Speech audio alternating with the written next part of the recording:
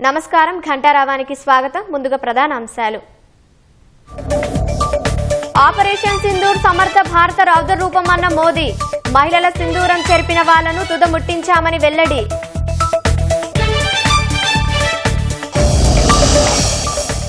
ప్రపంచ దేశాల్లో రెండో రోజు అఖిలపక్ష ఎంపీల పర్యటన. ఉగ్రవాదంపై భారత వైఖరిని వివరించిన నేతలు.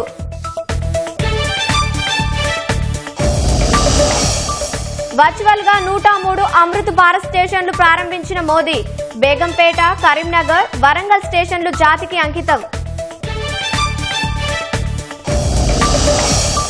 ప్రభుత్వానికి కమిషన్లపై ఉన్న శ్రద్ధ పాలనపై లేదన్న కేటీఆర్.